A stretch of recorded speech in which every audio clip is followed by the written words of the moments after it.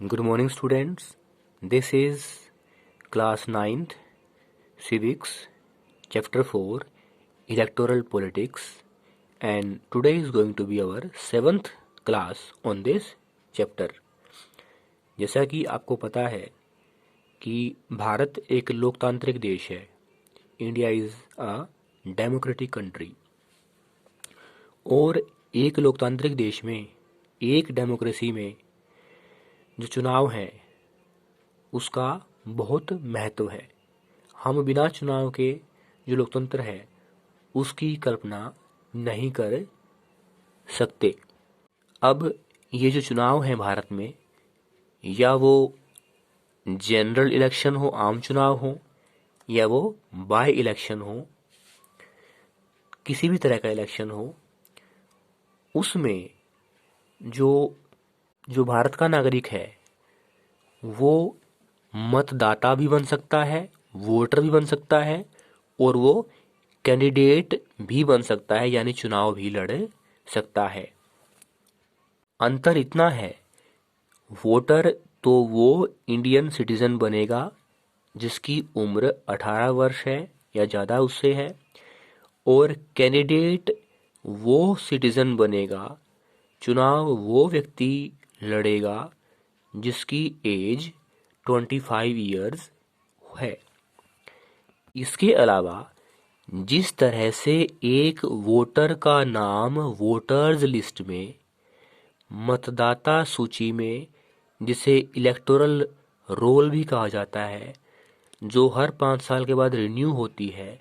उसमें होना चाहिए, वैसे ही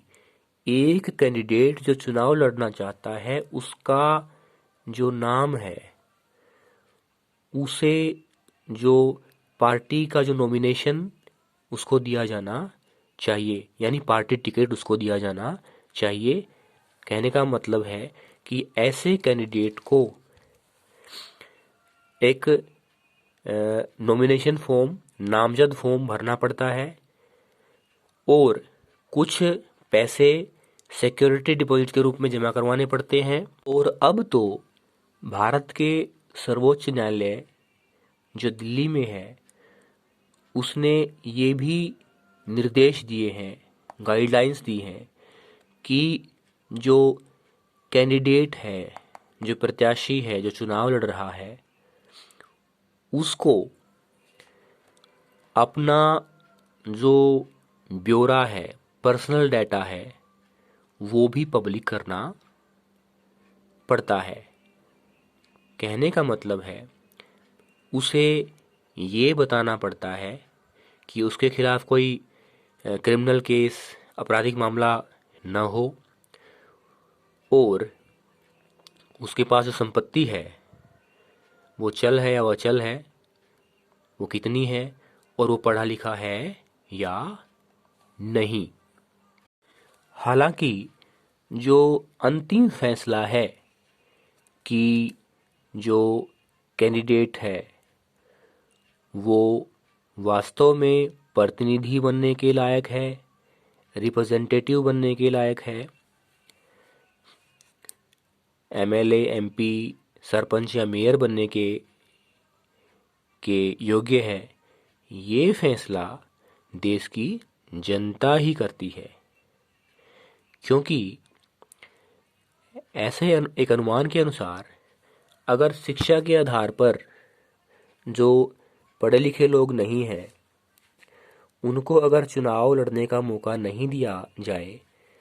तो भारत की 90% जनसंख्या चुनाव में प्रत्याशी बनने का जो अवसर है, जो चुनाव लड़ने का जो अवसर है, उससे वो वंचित हो जाएगी, वो ऐसा नहीं कर पाएगी. इसलिए जो भारत के लोग हैं, जो वोटर हैं, वो उसी कैंडिडेट को चुनाव में वोट देते हैं जो पढ़ा लिखा हो या ना हो, उसे जो देश की जनता है उनकी जो ज़रूरतें हैं, जो समस्याएं हैं, जो मुद्दे हैं उनके बारे में जानकारी हो और वो लोगों का भला करने के लिए तैयार हो, ऐसा उसका एक तरह से प्लान हो, एजेंडा हो। जब कैंडिडेट अपना नाम चुनाव में लड़ने के लिए रजिस्टर कर देते हैं, उनको पार्टी टिकट मिल जाता है, तो अगला कदम चुनाव प्रक्रिया में आता है इलेक्शन कैंपेन, चुनाव अभियान। भारत में, हमारे देश में जो इलेक्शन कैंपेन है वो केवल 2 वीक का, 2 सप्ताह का होता है।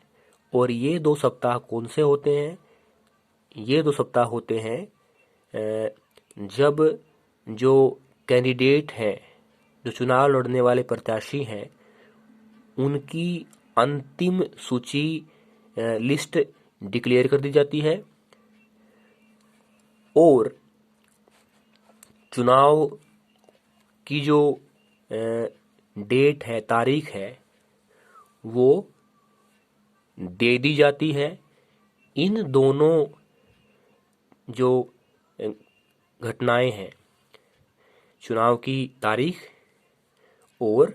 डिक्लेरेशन और announcement of the final list of candidates, चुनाव लड़ने वाले जो प्रत्याशी हैं उनकी अंतिम सूची,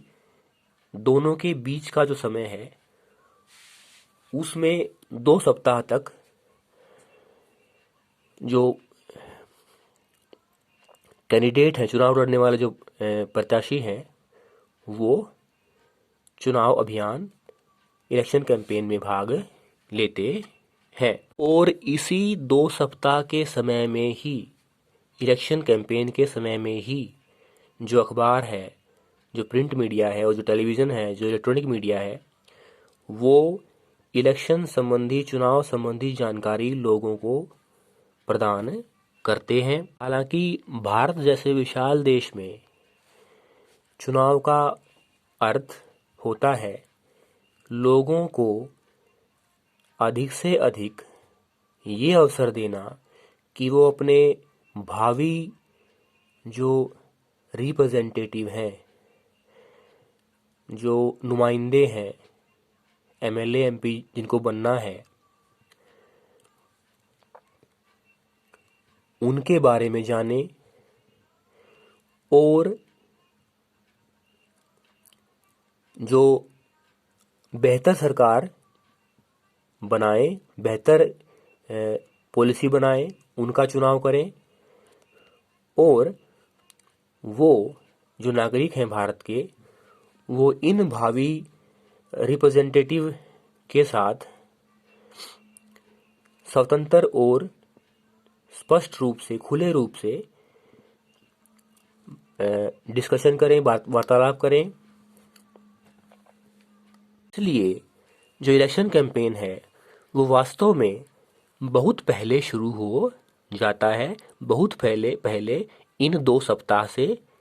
जो कि वास्तव में समय इलेक्शन कैंपेन का दिया गया